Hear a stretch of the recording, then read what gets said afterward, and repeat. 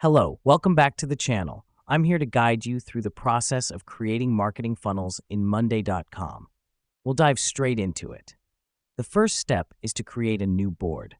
This is where you'll manage your marketing funnel. The reason we do this is to have a dedicated space for all our funnel stages. Now click on Add New and select Board. Name it according to your campaign. It's always good to be organized. This helps us because it allows for easy navigation later on. Next up, we'll set up the stages of our funnel. This means adding groups for every stage of your marketing funnel, such as awareness, consideration, and purchase. You can do this by clicking on the Add Group button, then adding the name of your stage.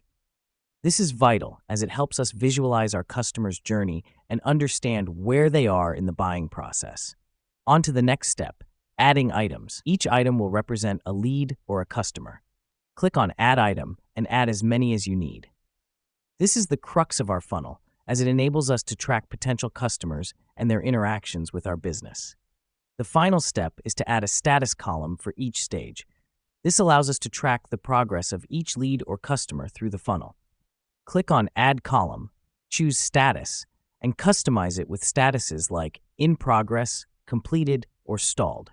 The reason we do this is to keep track of our leads and action items at a glance. And there you have it.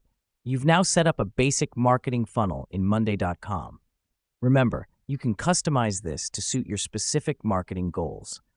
This funnel will serve as your roadmap, guiding you towards successful customer conversion.